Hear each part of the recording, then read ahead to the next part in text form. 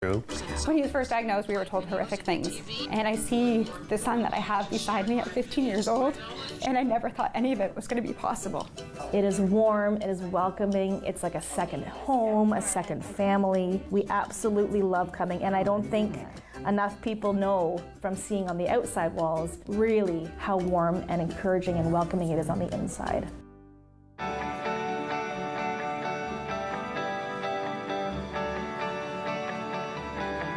This is Rogers TV.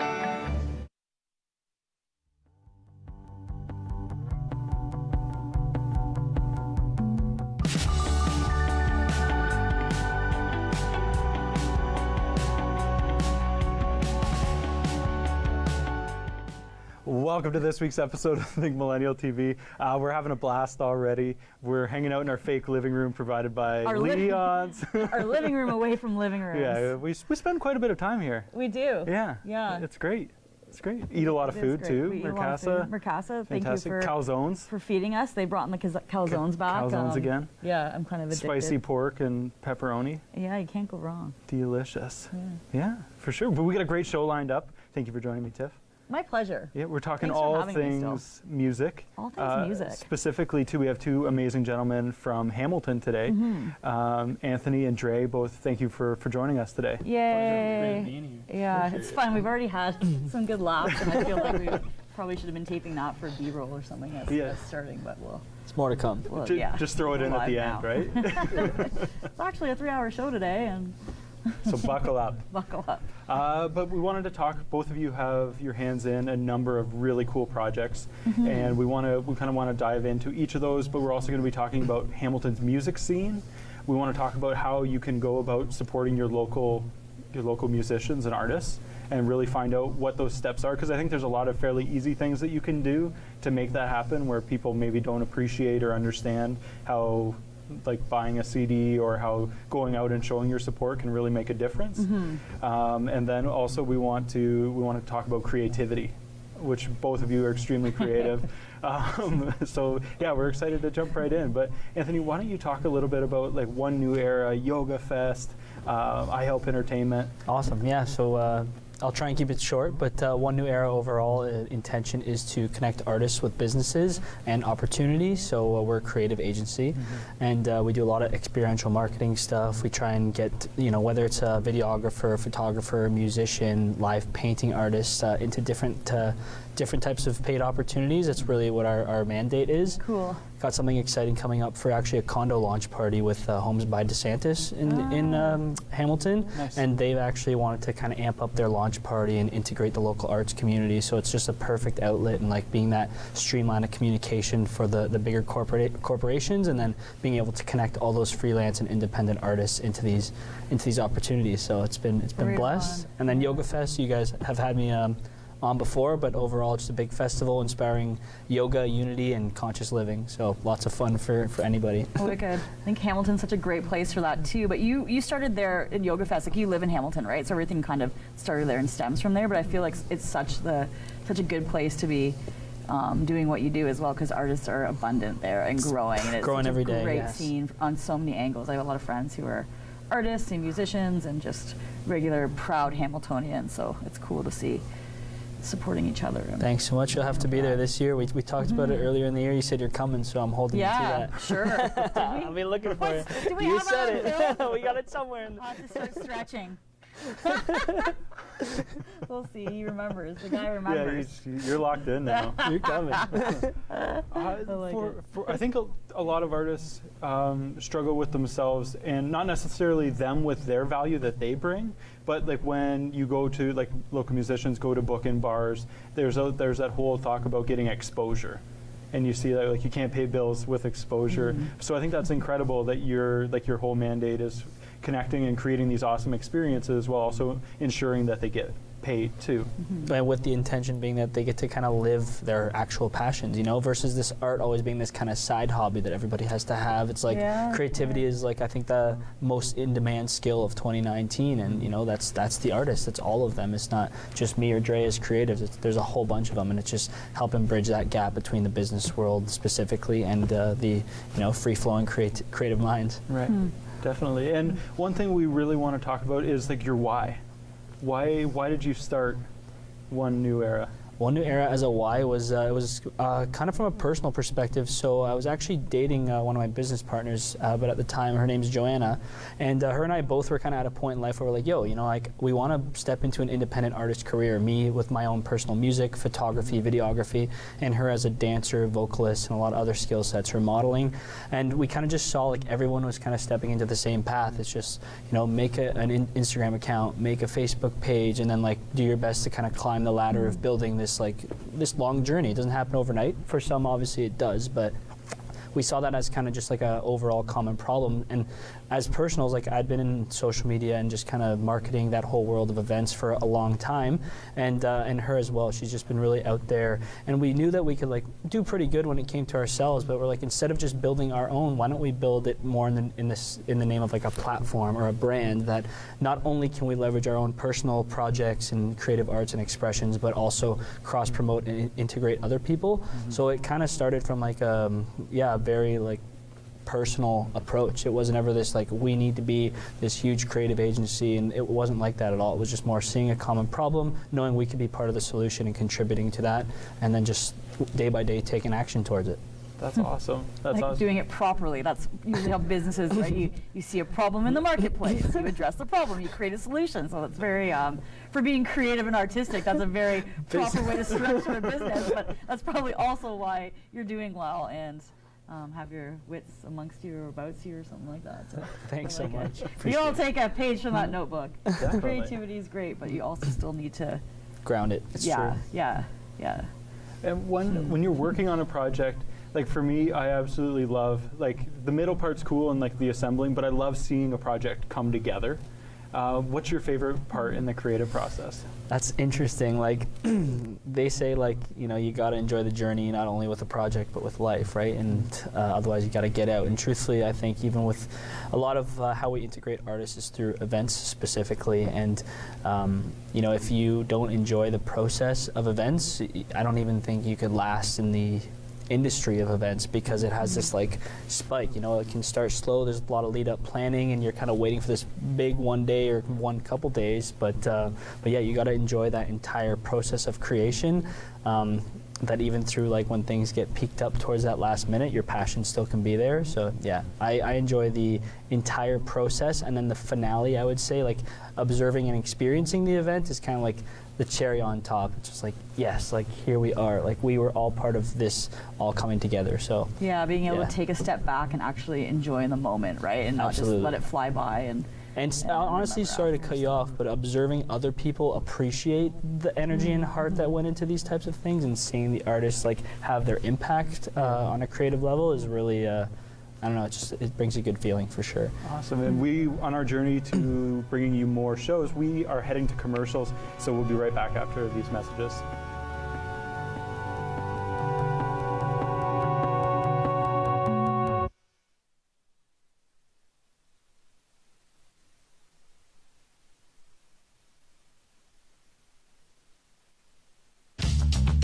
This program is brought to you by Ignite TV. Now you're in command. Visit Rogers.com for more details.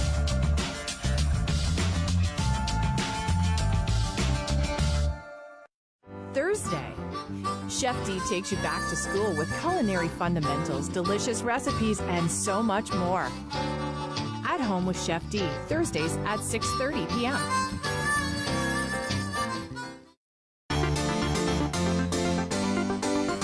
You chose to play cops and robbers, and you lost. Go! I'm mad. I'm still mad. It's burned a circuit in my brain. Superheroes and supervillains are real. We'll show the world what we are capable of. Don't do this. Are you ready?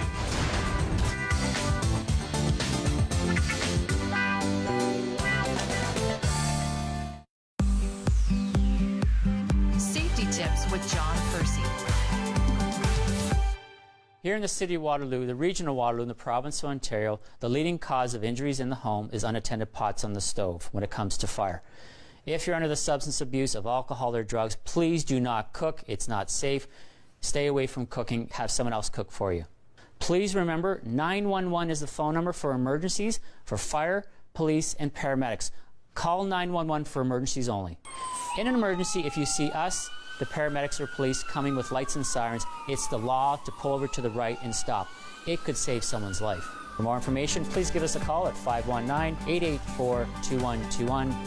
Check us out at waterloo.ca/fire or follow us on Twitter at Waterloo_fire.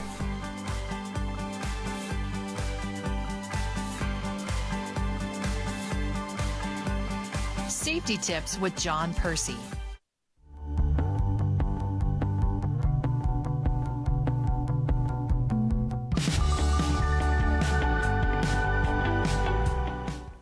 Welcome back to the second segment. The second segment. Just wanted to try that out and see what happened. It didn't land well. Think millennial television. Yeah.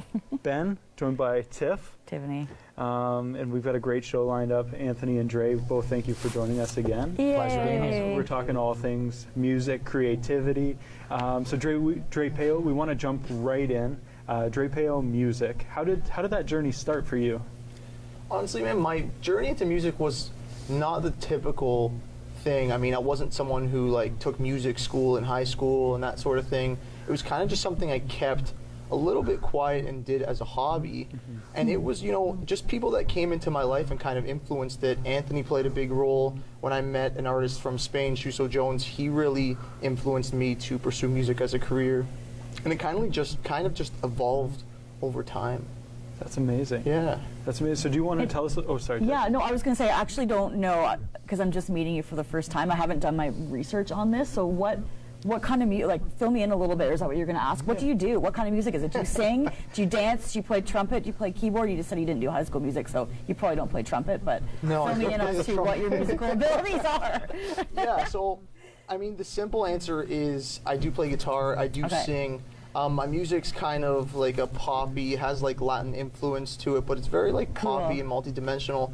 But I mean, I don't like putting titles like we were discussing before, putting a specific title like, oh, I'm just a singer-songwriter sort of thing. Right. I do, my journey kind of started off as a songwriter. I've released a few songs as an artist. I do a lot of stuff in media, and I've helped a few brands build their social media presence. So awesome. I think it's really important, especially today, for artists to be multi-dimensional, and like Anthony was saying earlier, to have that business sense and to be able to do different things, because as we know as millennials, things change so quickly, and we need to be able to change with the times. Adapting. Huge.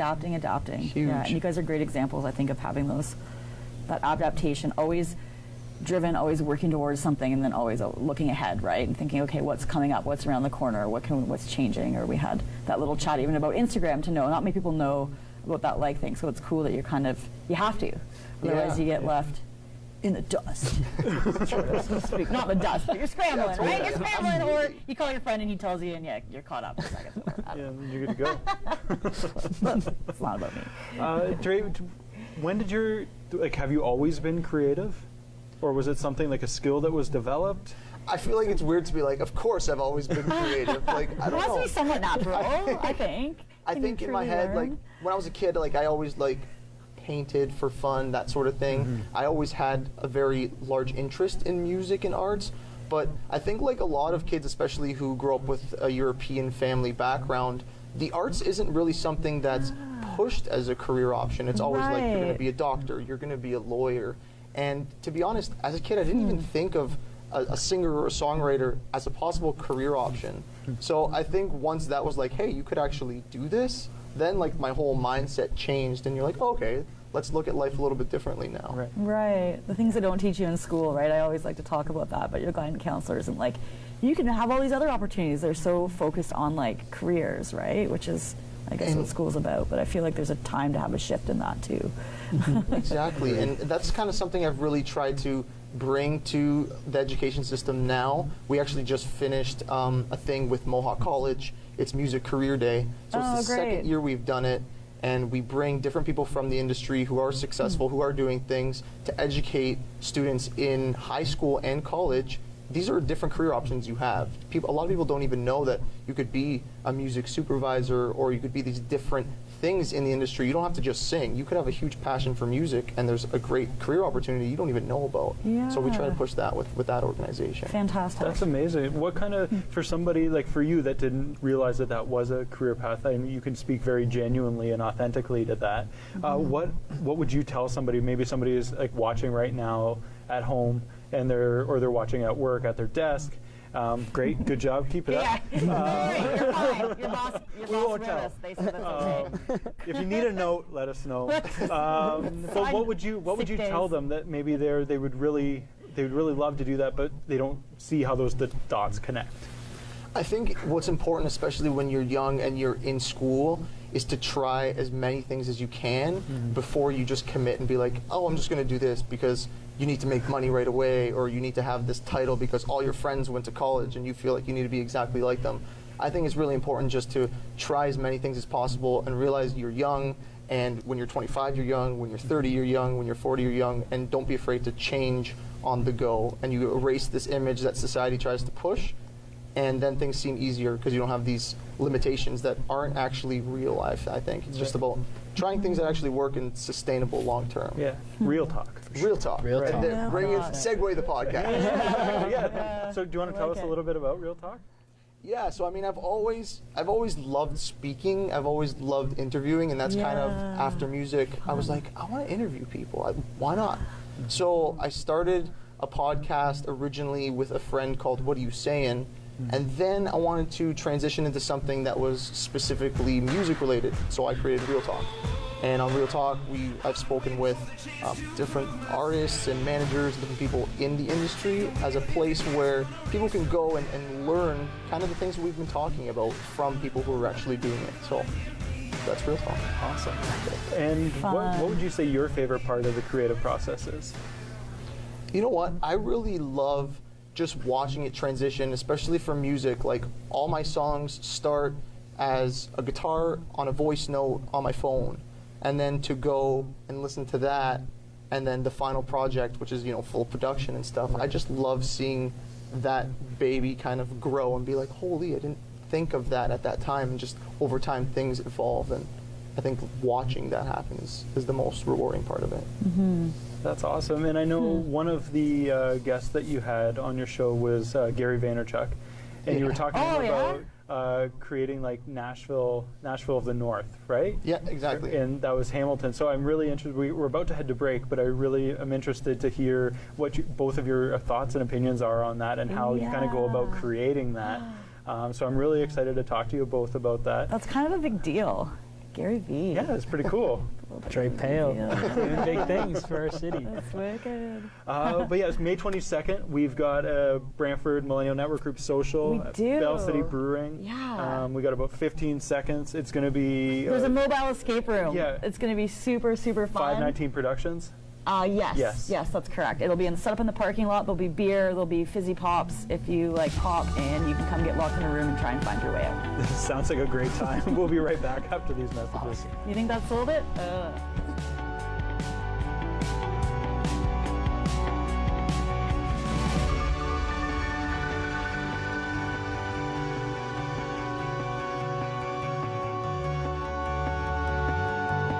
Wednesday. Don't peel your potatoes. That's where all the potassium is. Food personality Teresa Albert serves up a garden fresh, healthy breakfast. Breakfast at Rosehurst on Rogers TV.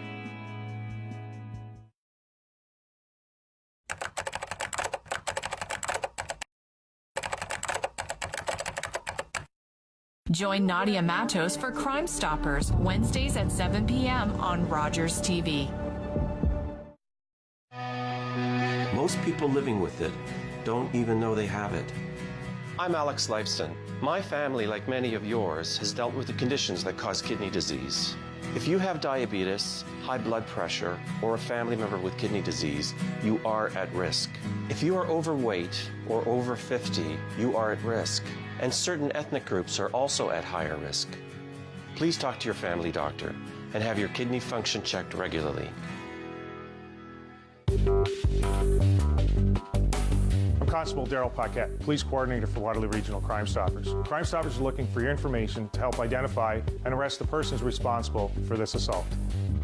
On February 24th, 2019 at approximately 1:30 a.m., Waterloo Regional Police responded to a report of a physical altercation that occurred at a business in the area of King Street North in Waterloo. A 19-year-old male suffered a single stab wound and was taken to hospital in critical but stable condition. 2 male suspects fled the area prior to police arrival. Crime Stoppers will pay a cash reward for any information leading to arrest in this incident or any other serious crime. You won't be asked to identify yourself or testify in court. Leave a tip with Crime Stoppers in one of 3 convenient ways: the toll-free number of 1-800-222-TIPS, a secure anonymous tip online at waterloocrimestoppers.ca, or by mobile phone at www.p3tips.com.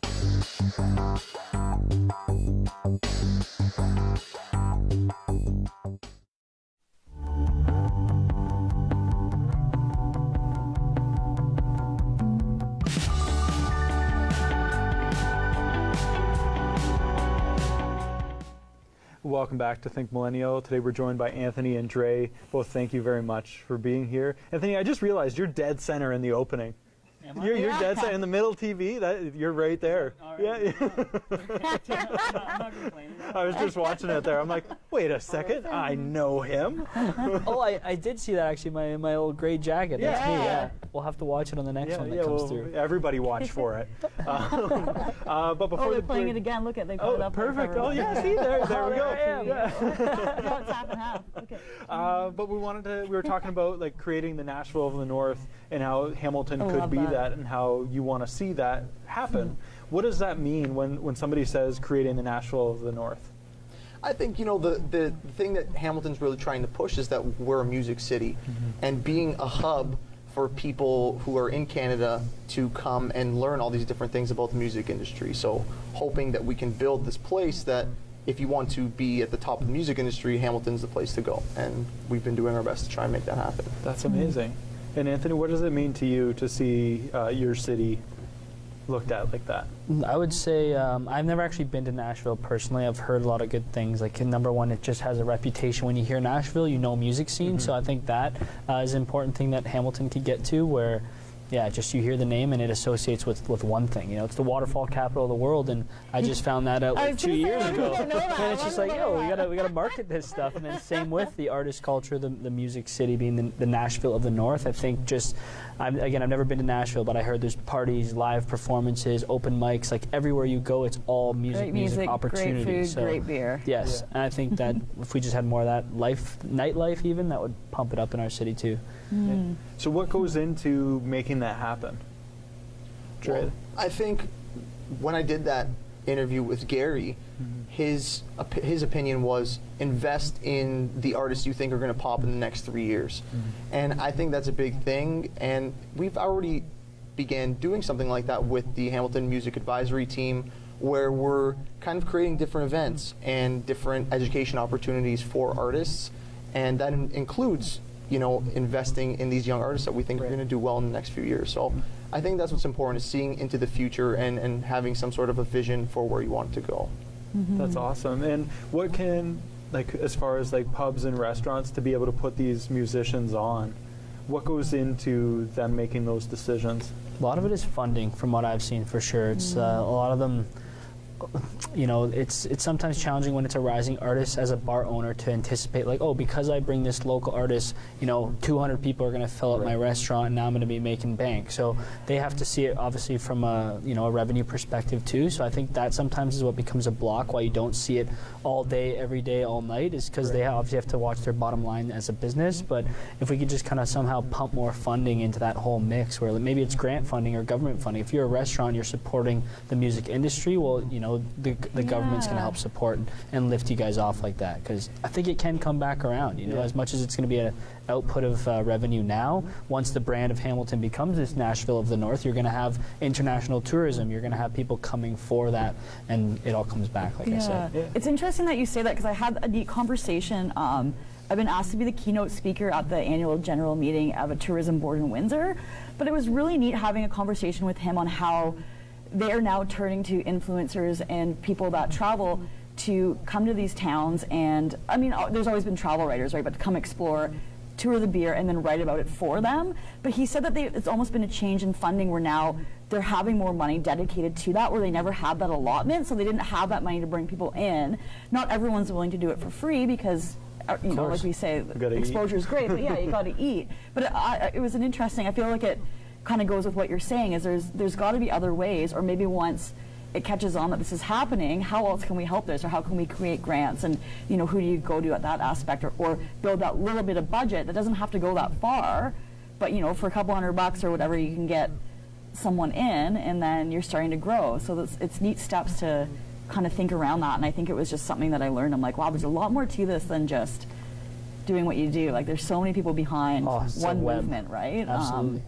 So it just really makes you think, and again, I guess that's all part of your job in a way, or seeing those avenues, or bringing up suggestions, or making those connections. And you know, an important part of going out is like, you never know who you're going to meet that can help you with that. Like, someone might just be waiting for that option to help out that way too. So connecting and being busy and going out, it's not all nightlife, right? It's also making those relationships and for sure having those creative ideas to keep it going. But and I think a big thing also with funding is also knowing how to use the funding. I think that's a big thing that I've seen happen way too many times, is remember to market the events properly, and sometimes you need to adjust. I think, you know, maybe 5-10 years ago, we were so used to like, let's print a bunch of flyers and get a bunch of stickers, and there's still a lot of people who do that. And for me, as somebody who invests so much in social media and has seen the rewards from it, I'm always the one saying like, look, we can access anybody in the world on this little device in our hands, and it's very affordable to make these little promotional videos that engage people. So I think almost every organization should be investing in this, because it's not the future, it's now if you want to really access it. So absolutely. And you should hire One New Era to do it for you. And you save the trees when you're not doing prints and flyers. You know, we don't need that anymore. Well played. We got a phone in our pocket. And then remembering to go out. I think we also get caught in our phones, and you're like, oh, it's like you're watching your own television. It's like, no, you need to still go see the live event. Like, that's where it's all happening. It's more exciting to see people than just being like, oh yeah, I feel like I'm there, or watching, or whatever, right? We get stuck on those things. Yeah, it's like, it's not real. You can't quite interact yet lively with them, right? So make sure still that you're taking that extra step, not putting your pajamas on too early. I'm kind of just talking to myself. No, right go now. out. It's for you. Because it's so easy to settle in to a night of, especially with this weather, right? Like a nice warm cup of tea and whatever, a book. But get out there and support, because I think once you're out, it feels great. Agreed. No, you sleep better and you get to meet people. Yeah. I also think like government funding is a great approach, and like hopefully that happens. But I also know, like, you know, you can't. Our government's great, don't get me wrong, but I know you can't always. Okay, just overall, you know, our roads are paved, like. But yeah, you know, instead of just depending on like waiting for this change to happen, is like, how can we take action and now as individuals and as teams to help see this change? And I think that for me, what I've seen is the local business is a big opportunity too. Is like, you know, maybe these restaurants don't have the funding they need to get these live artists, but a local business that's thriving per se and also looking for more brand awareness can say have a sponsor opportunity at this restaurant that they know every Thursday is going to be music night, and they make sure they get that brand awareness at these music nights, and then it kind of everyone's kind of uniting their gifts and offerings to make this. We've got to go to break, but I love that idea, and I definitely want to touch on that when we get back. So run to the fridge, run to the washroom, whatever you need to do, but we'll see you back in just a few short minutes.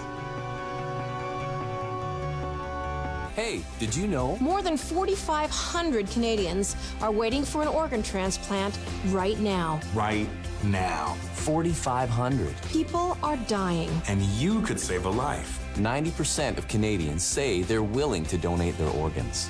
But only a few are registered. So what are you waiting for? Get registered. It's easy and it's free. Leave a legacy. Be a hero. Save a life. Find out how to register today. Go to kidney.ca. They're big on friendship, big on family. I get all emotional. I wouldn't be able to do what I'm doing without my family. Thanks, Dad. Go get them. And big on fun. I'm so excited. But what they need Ready? is speed. Let's go. Go fast. With the hair on fire, it's the only way to go. All hell's gonna break loose. I am the man to beat.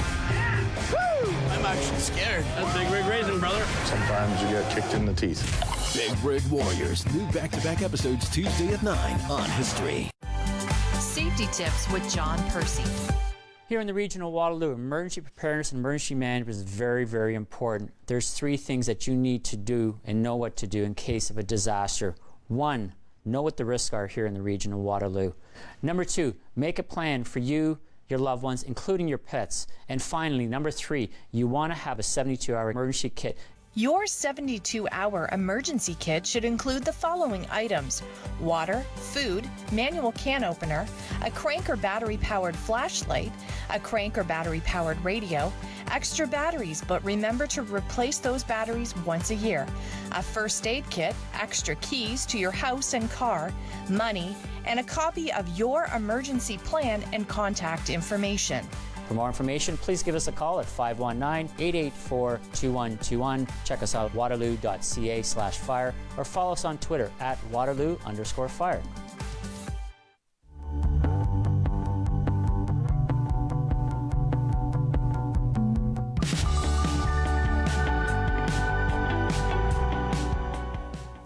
Welcome back to Think Millennial. I'm Ben. I'm Tiffany. And we've got a fantastic show happening right before our eyes. Yay! Having lots of fun, eating calzones. Eating calzones. It's fantastic. Yeah. Anthony, Dre, thank you both again for being here. Of course, all of your information will pop up at the bottom of the screen. So if you want it, these guys are great on social media. Account where they can follow you. Go follow these two. Let us know where we can follow you. I'm Anthony Didomenico. Anthony D-I-D-O, and I should pop up Didomenico. Dre? Mine's real simple. Dre Pao music on every social platform. Perfect. Oh, you're the guy that got the same thing on everyone. I like it. I got it. I think mine's, I think I had the in front of a few of them, but it depends what's taken. But I like that. It's really easy and simple. Nice. Streamlined. Nice, yeah. Like it should be, but sometimes that's hard to get. Check out all the platforms before you make your website and realize that you can't get those on everything. Yeah, that can be hard once you figure that out. But before the break, we were talking about supporting local and finding creative ways to do that, because the businesses don't always necessarily, the restaurants, pubs, breweries, don't always necessarily have those funds to be able to support that. They may want to, but they don't have the funds to do that. And you were suggesting that they find sponsorships. Yeah, some of the bigger businesses, maybe the more thriving companies that are working on much higher marginal levels, where to give $500 here or there is not really going to make or break their bookkeeping. I think that those types of businesses would be great, because I'm sure they could use the exposure. Right. And then, it gives that restaurant a little boost of fuel, where they have that venue that has the stage and the speakers and everything ready for that performance, but it's tough for them to pay those artists. And then when they don't pay those artists, it's the restaurants that are taking all the backlash on it for not paying artists. But of course, I'm sure a lot of it's coming from a space of working with your margins as a whole. So, yeah. Definitely. And the other side of that too is you have a local artist go out there.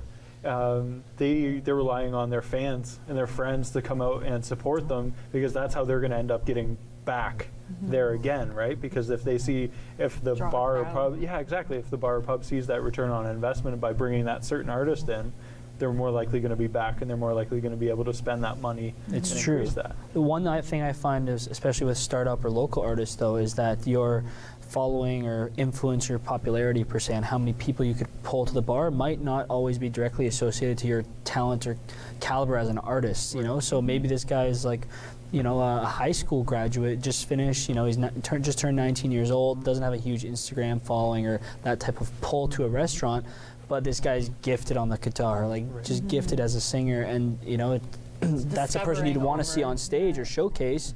But if the whole dependency is how many people can you bring, we're valuing them not only on what the actual gift that they're offering is, right? But I understand, it's not so black and white, but. Yeah, definitely. And Dre, what can, as far as spectators, what can spectators do to better promote local artists in the music scene?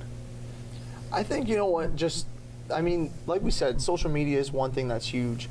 Going and following these people and engaging with them on social media is free. Something that simple brings a lot of value to artists. Right. Going out and seeing the shows live also brings a lot of value. But I think just thinking about music the same way we think of I gotta download the new Jay-Z or something like that, we have to think of our local artists just as much as we think about these huge, massive corporation bought artists as well, and I think that's a big part of it. Yeah, and I can't remember exactly what the numbers are, but as far as like when you go out and you buy a song on, say, Spotify, or not buy a song, but you buy your membership, or you buy a song through iTunes or something like that, you pay 99 cents, what that actual artist sees compared to what I wish I knew that stat. Do either of you guys know the difference? It's huge. It's not, if you want to be rich, if that's why you're going into music, don't go into music. It's not about that's not going to make you rich by going into music.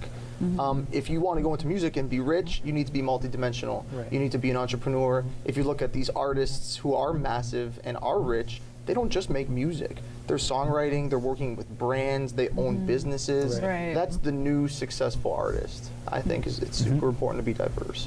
Definitely. And as far as creativity goes, what is, like, when you're putting all of that together, how does creativity help you in managing all of these different, like, the multidimensional? Help you or hinder you? It's both. It really is, because that's a good point. Like, I think it's not a bad thing, but I feel like at times you could be your own worst, Yeah, enemy, like there's the thing is there's a lot of things that require creativity, and there's so many people who are artists. So it is important to do something to make yourself stand out a little bit, and I think that's why creativity is super important. But at the same time, as somebody who overthinks absolutely everything, sometimes creativity can really get in your head and you overthink things. So I think when that happens, I always step away and I don't feel pressured. I'm like, you know what, I'm going to step away. I'm not going to do something artsy right now. I'm going to go for a walk or do something to clear my head. Definitely. And when I come back, I always find like, okay. I always have an idea after that. Can't be forced, right? Or like you're like, I have to make sometimes even flyers. I'm like, I got to put this together, and then it's like as soon as I try to pressure or force stuff, I'm like, it doesn't look like it's either done by me or doesn't have that natural love amongst it. Like you're just like, step away and come back. Totally. Yeah, I feel like sometimes that creativity can be accessed a little more effortlessly than we think too. Like you said, sometimes it just takes not trying to be creative, and you go for a walk, you come in, and then it's like it comes through you. Like you allowed it, you welcomed it in. And like a lot of times, like I've gone to the point where when it comes to even business or building yourself as an artist, it's like, how do you be creative? How do I be so different? There's like this strategy on you need to be different in the industry to stand out, when ultimately like every human has their own unique individuality, like as is. So I try and remind people, hey, like go back to you, and it's about being confident and true with who we are authentically, and then put that out through your art or through your music, and feel confident, and don't compare yourself to what's out there, because what's out there isn't you. Even if it should be like Rihanna's, or it's like, but this is what came out of you, and if it feels right, you enjoy it, you like it, like put it out there, share it with people. I love that. And people are like, they like you because they like you. That's exactly it, right? Not because they like something else, or I don't know. And then finding your element, I guess, where you feel most creative too. Because sometimes sitting down, if it's like in front of the computer, like my husband and I, we have our best business talks when we're out walking the dogs in the woods with no notepads and anything to write it down on. And you come home and you're like, crap, what were we talking about? But like, I find like our ideas flow the best when we're out and you're not sitting, you know what I mean, in a confined space. It's the best. Yeah, so it is interesting to sort of remember where your motivation is, or take those breaks. And definitely, we actually have to take a break right now, so that was perfect. Well played. We'll see you right back after this short break.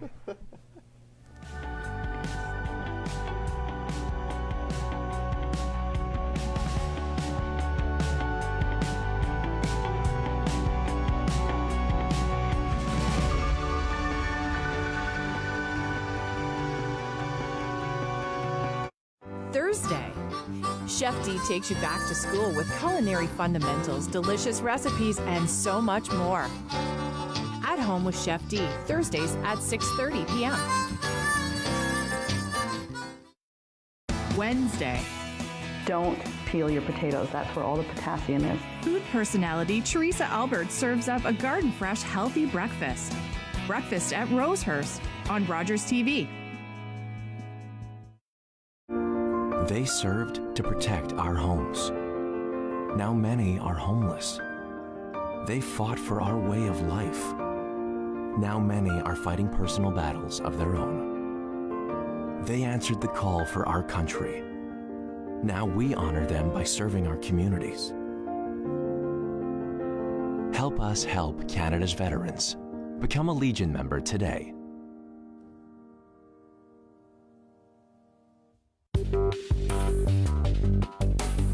Constable Daryl Paquette, Police Coordinator for Waterloo Regional Crime Stoppers. Crime Stoppers are looking for your information to help identify and arrest the persons responsible for this assault.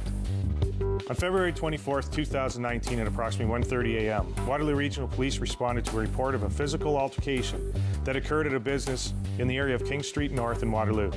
A 19-year-old male suffered a single stab wound and was taken to hospital in critical but stable condition. 2 male suspects fled the area prior to police arrival.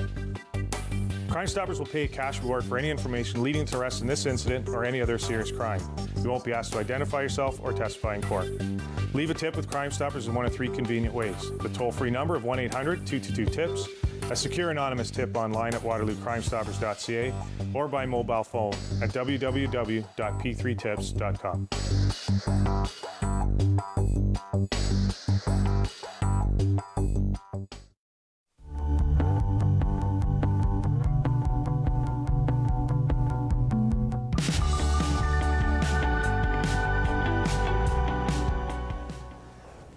Welcome back. I hope that you enjoyed your break so much. I hope you enjoyed your break.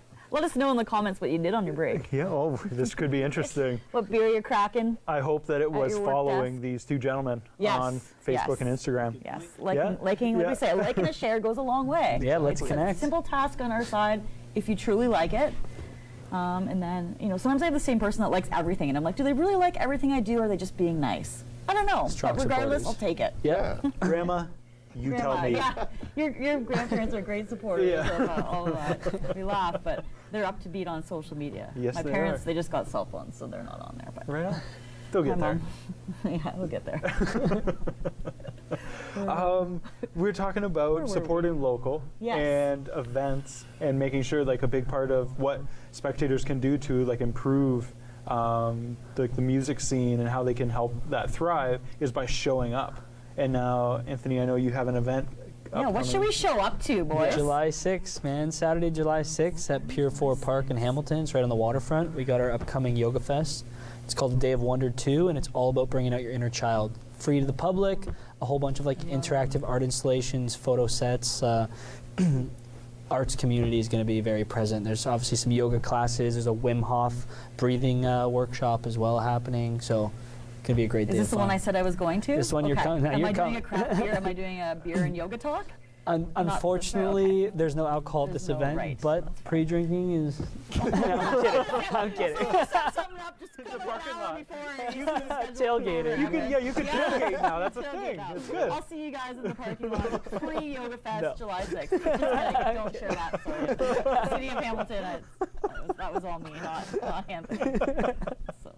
It's gonna be a good day. It's gonna be a good day. That's awesome. We're going right till sunset too. It sets right on the waterfront, so that was a big part of choosing that location. So beautiful. Nice. Yeah, thanks. That's we'll awesome. Paddle around our paddle boards and watch it too. Excellent. And yourself over there, what do you have? So I'm excited for May 10th. There's at Hamilton, Tourism Hamilton on James Street. We're going to be having a speed networking thing for artists. So there's going to be different artists who are doing things in the industry, offering advice to other artists, or if you just want to come and network and chat, like regardless of where you're at, it's a great place to stop in and connect. I'm going to be there. I believe it starts at 5 or 6, between 5 and 6. Where's that happening? It's on Tourism Hamilton. Okay, nice. We'll make sure we put that in the on their social media feeds. We'll tag that right into it to make sure that everybody can find that. And that's like a great, it's a great thing for artists. And you know, Canadian Music Week is coming up. That's a great place if you're an artist and you've never been. You need to go there. If you don't have a pass or anything, because it does cost money, go to the Sheridan, chill in the lobby, and everybody who's anybody is walking through there, and it's free to stay in the lobby, so it's worth just being in Toronto. We're giving all sorts of great advice. I like that. Yeah, it's true. That's amazing. How important is networking for you guys? Everything. It's a lifestyle. It's everything. Making friends, enjoying life, meeting people. I think opportunities are going to come to those who make them happen and who those who bring like-minded people together. And I think it's more important sometimes than than going out and going to school and all these different things. Like, education is super important, but getting to know the right people is just as important. And you never have to stop networking. Like, regardless of how big you think you are or successful, you need to keep doing it. Well, and putting yourselves to those situations, right? Like you say, go to the lobby if you're not able to get a pass. Like, just putting yourself there is opening yourself up to be able to yeah, exactly. And I just think that's such a cool idea, and it costs nothing. It costs you the train ride or however you're going to get there. You don't know if you don't go, they say. Yeah, exactly. Exactly. And you just never know where there's the freestyle rap coming out. Coming in quick. Next episode, tune in. That's awesome. Yeah. Would you say you could do mean one-liners? I was known.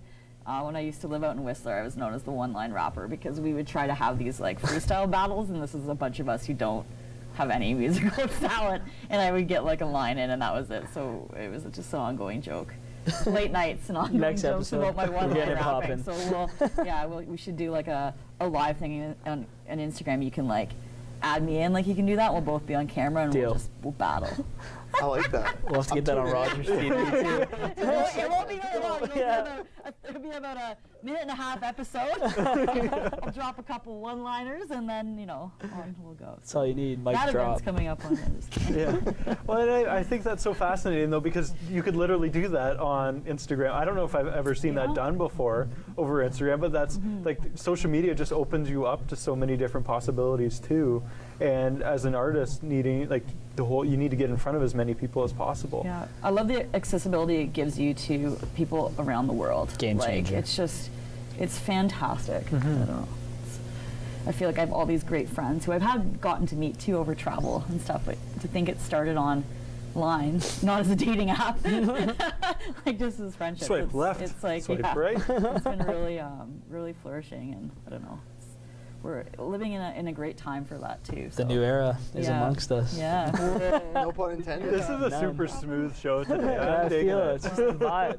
I feel like I'm talking different. I'm gonna go home and be like, "Hey, what's going on?" They're rubbing off on me.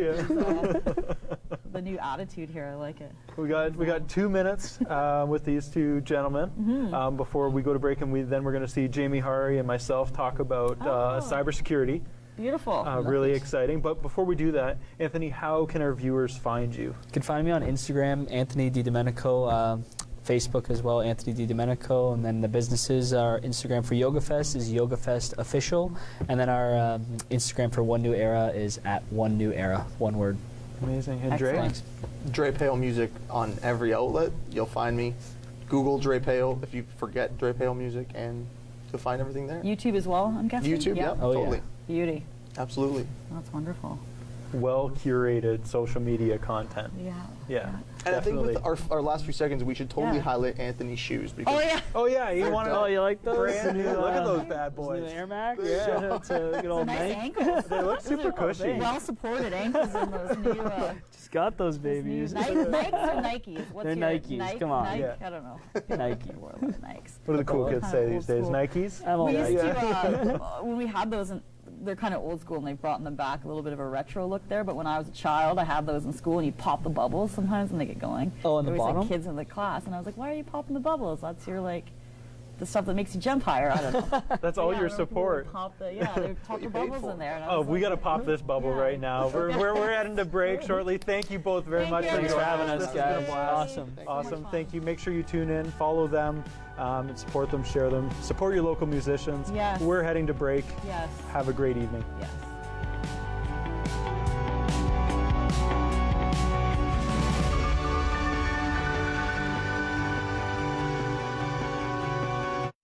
Cystic fibrosis never takes a holiday. More than 4,000 Canadians like me wake up with cystic fibrosis, go to bed with cystic fibrosis, and do hours of treatments and medications every day. We go to many medical appointments, spend time in hospital, and still face life-shortening lung infections and organ damage. By joining thousands of participants across Canada in the walk to make cystic fibrosis history, you can help us find a cure. We need to make cystic fibrosis history. Register to walk on May 26th or donate to end this disease.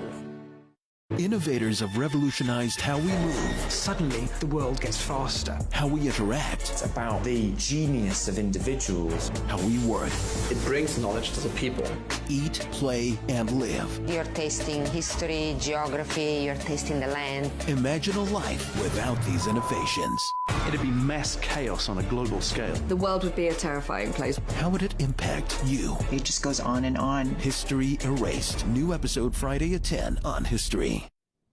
We were born in Canada. We spoke English. On the streets, we weren't welcome. But on the field, we were the Asahi. Vancouver's champions. Everyone cheered for us. Our people had a voice. Then Canada declared war on Japan. They took us from our homes, called us enemies, forced us into camps. But we brought the game with us. Baseball helped get us through the internment. The Vancouver Asahi were among the 22,000 Japanese Canadians interned during the Second World War. The team never played another game.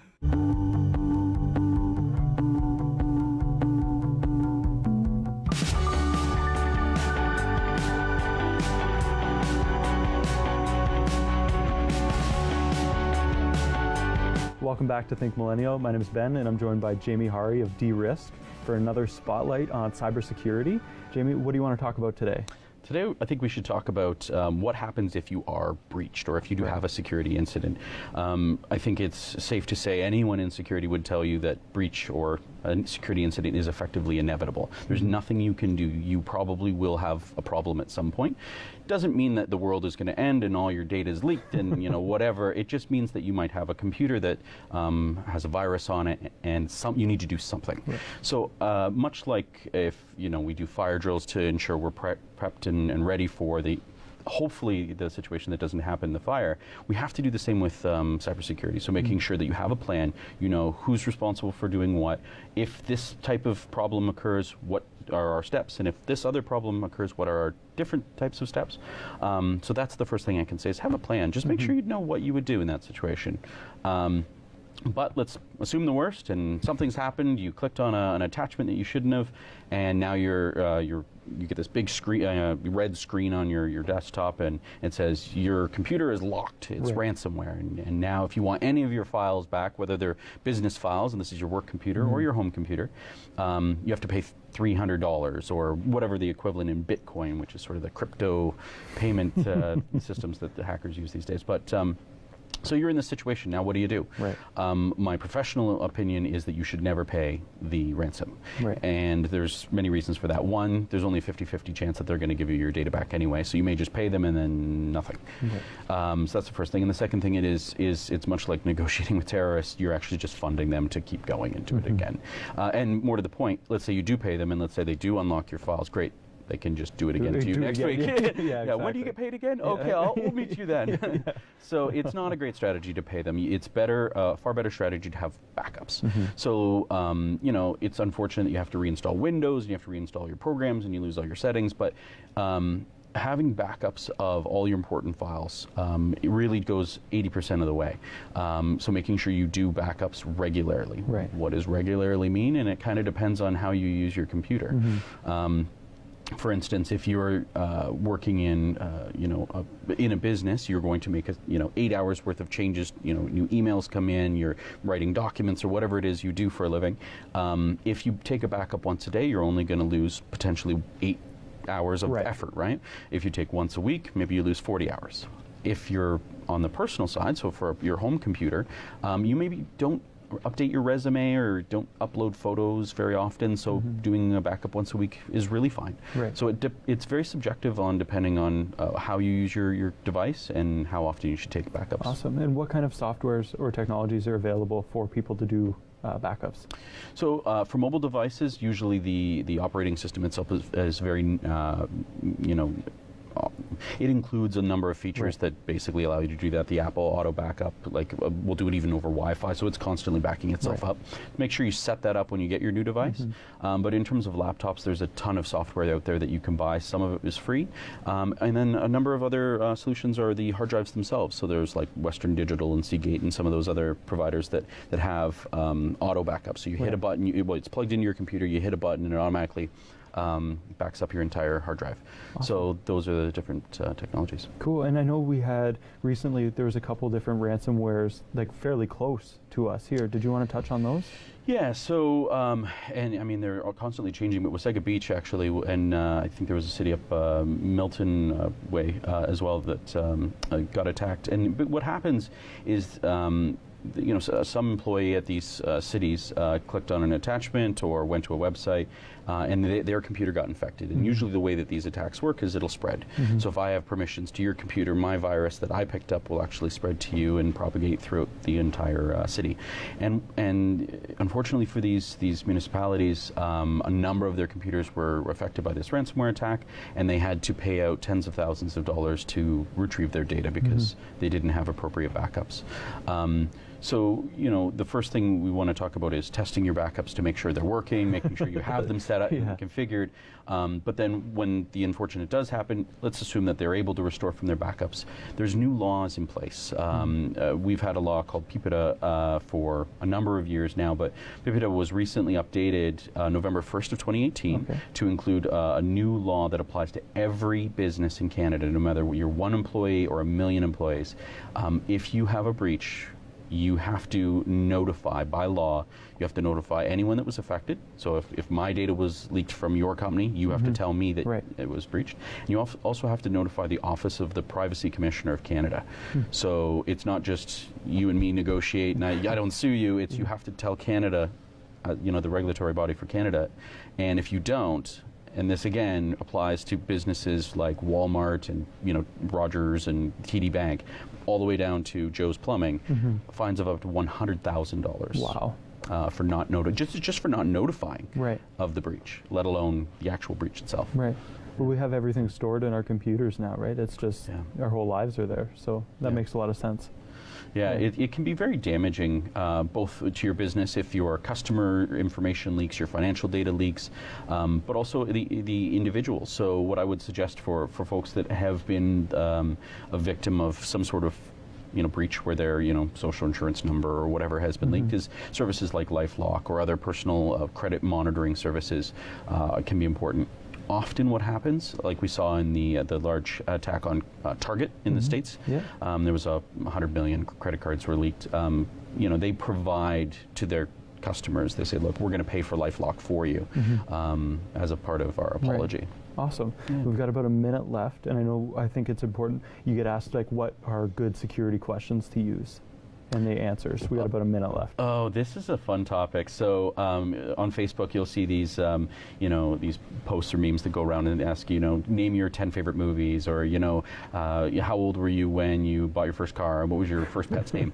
These memes that go around Facebook, they can be used by attackers to actually get your security questions and your answers. So first of all, I would not recommend filling those out. Or if you do fill them out and you are truthful and you're sharing them only with friends, fine. But when you're creating your security questions for your bank, don't use real answers. Make up fake answers to your security questions. Ones that it's almost like it's almost like a password. It's like another password. So make sure it's something that can't be guessed. Like your mother's maiden name is something fairly easily to find out, or what city you were born in.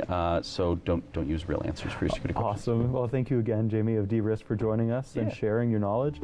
With that, we're going to head to break. We'll see you soon.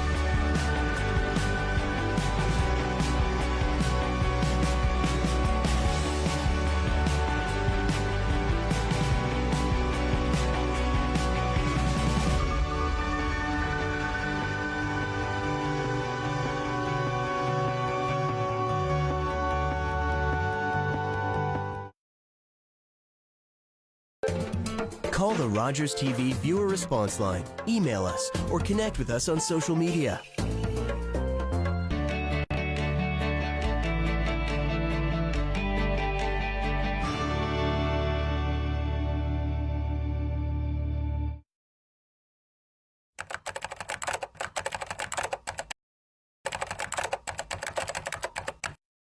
Join Nadia Matos for Crime Stoppers, Wednesdays at 7 p.m. on Rogers TV. Thursday, Chef D takes you back to school with culinary fundamentals, delicious recipes, and so much more. At Home with Chef D, Thursdays at 6:30 p.m.